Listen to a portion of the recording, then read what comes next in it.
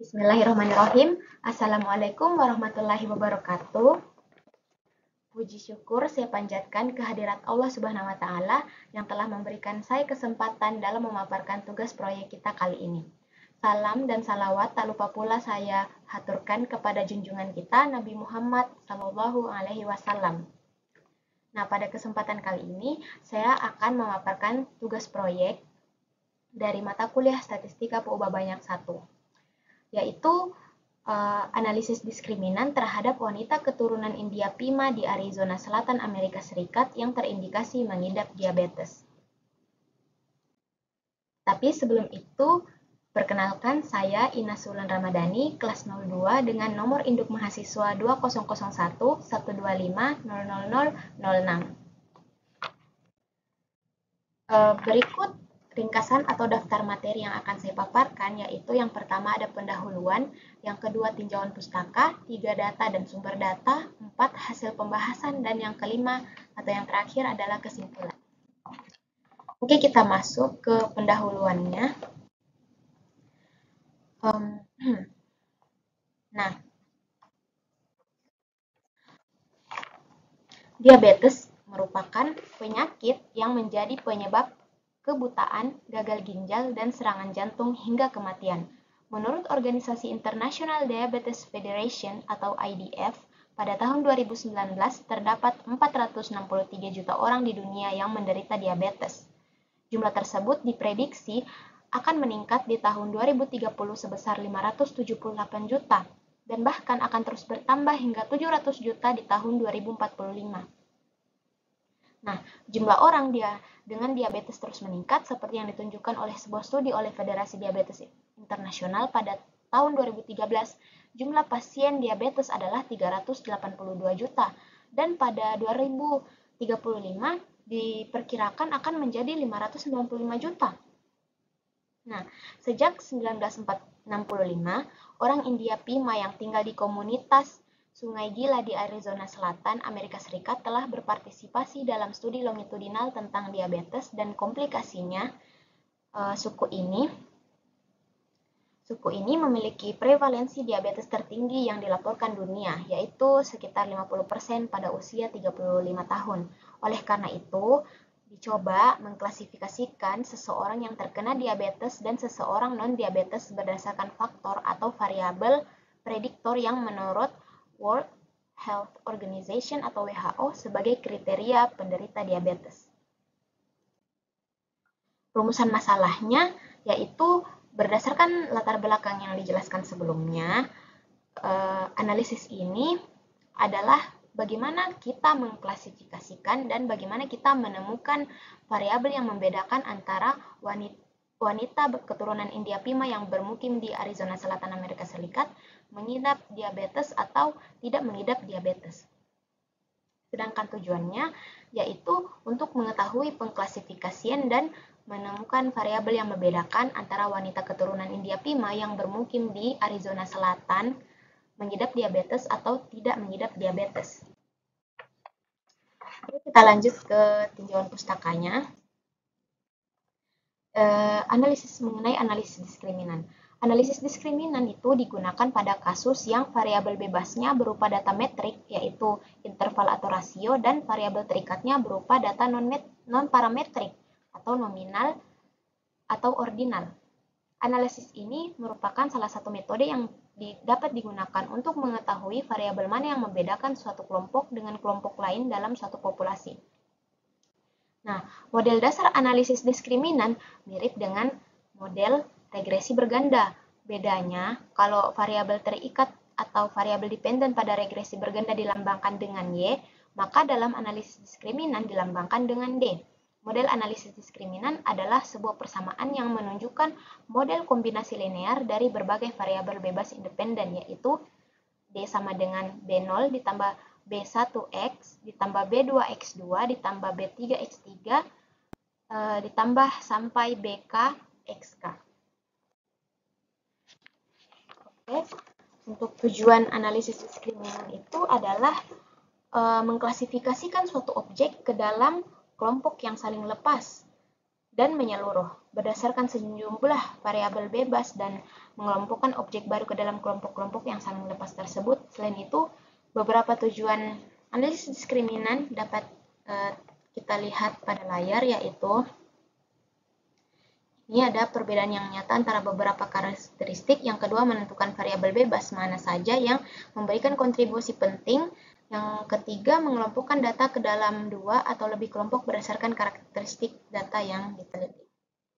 Langkah-langkahnya yaitu pengecekan adanya kemungkinan hubungan linear antar variabel penjelas. Nah, bisa dilihat dari layar.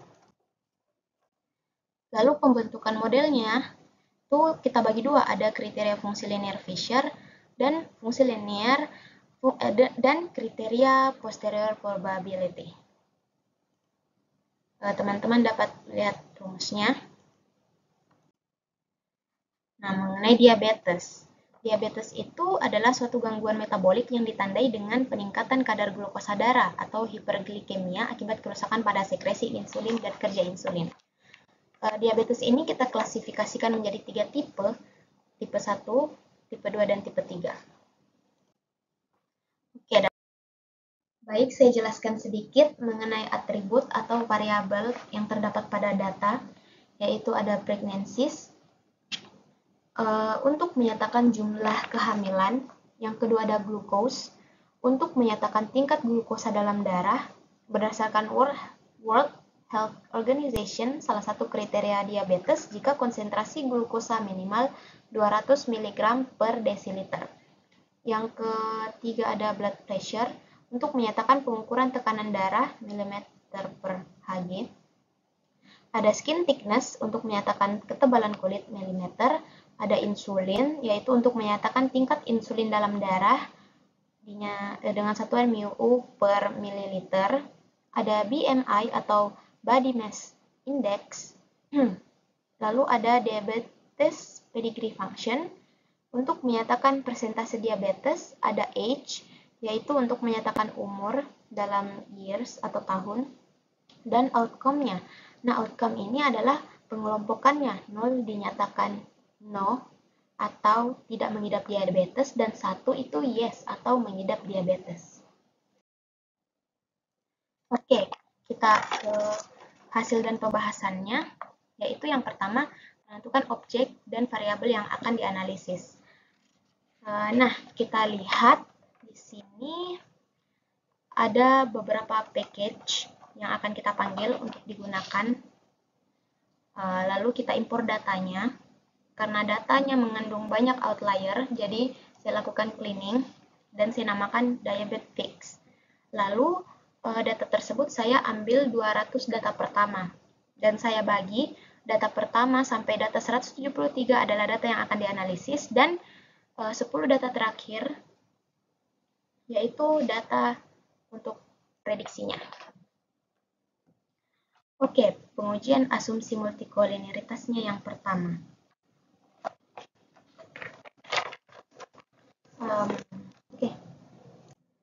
Nah, dari nilai p-value-nya terlihat bahwa dia lebih besar dari p-value, dia lebih besar dari alfa 0,05, berarti bahwa data ini tidak menunjukkan kasus multikolinearitas.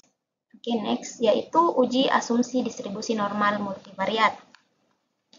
Nah, ini sintaksnya. Lalu, plot yang dihasilkan kita lihat, kalau plot tersebut membentuk pola garis lurus, maka dapat diduga data tersebut mengikuti distribusi normal. Dan terlihat bahwa plotnya hampir membentuk garis lurus, jadi dapat kita simpulkan datanya berdistribusi normal.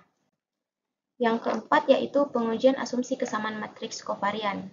Nah, kita lihat di sini p-value-nya 0,3395 yang artinya lebih besar dari alfa 0,05, berarti bahwa data pada kelompok mengidap diabetes dan data pada kelompok tidak mengidap diabetes adalah homogen. Lalu yang kelima yaitu pengujian asumsi kesamaan vektornya. Nah, dari p-value-nya di sini kita lihat dia lebih kecil dari alfa 0,05, berarti pada data ini itu sudah signifikan. Lalu kita mengestimasi fungsi diskriminannya. Nah, dari yang ini LD1 itu kita dapat membentuk model analisis diskriminannya. Teman-teman dapat lihat jadi model yang kita dapatkan yaitu D sama dengan 0,0247 glukos dikurang 0,0059 blood pressure ditambah 0,0035 skin thickness dikurang 0,0008 insulin ditambah 0,0438 BMI ditambah 0,4097 DPF dan ditambah 0,0579 age. Lalu kita lihat di sini nilai yang ininya. Ini yang blood pressure ya, dan variabel ini BMI itu memiliki nilai yang hampir sama, sehingga dapat kita katakan bahwa dua variabel tersebut tidak mempengaruhi seorang wanita keturunan India Pima mengidap diabetes atau tidak secara signifikan. Nah, sebaliknya, variabel ini, variabel yang glukos, insulin, dan age, dia memiliki nilai yang agak jauh, yang berbeda. Artinya, tiga variabel ini, glukos, BMI, insulin, dan age itu mempengaruhi dalam pengelompokan wanita keturunan India Pima, dia mengidap diabetes atau tidak mengidap diabetes. Oke, berikut plotnya. Lalu kita cek hasil pengklasifikasian. Nah, hasil pengklasifikasiannya diperoleh tingkat keakuratan ini ditambah dengan ini, lalu kita bagi 2, itu hasilnya adalah 0,6615, berarti kita bisa simpulkan bahwa tingkat akurasinya mencapai 66%. Oke, dapat memprediksi objek baru. Oke, next saja. Nah, berdasarkan hasil diperoleh bahwa analisis diskriminan dapat digunakan untuk memisahkan kelompok mengidap diabetes dan tidak mengidap diabetes berdasarkan variabel glukos, blood pressure, skin thickness, insulin, diabetes pedigree function, dan age dengan tingkat akurasi 66%. Lalu ada 3 variabel yaitu glukos, insulin, dan age yang paling berpengaruh terhadap pemisahan tersebut. Nah, terakhir adalah kesimpulan. Berdasarkan hasil dari analisis diskriminan ini, faktor yang paling mempengaruhi terjadinya diabetes pada wanita keturunan India Pima yang bermukim di Arizona Selatan Amerika Serikat yaitu ada glukos, faktor konsentrasi glukosa dalam tubuh, ada insulin atau kadar insulin dalam darah, dan age atau umurnya. Baiklah, sekian pemaparan materi dari tugas proyek analisis diskriminan. Kurang dan lebihnya mohon dimaafkan. Saya akhiri. Assalamualaikum warahmatullahi wabarakatuh. Dadah.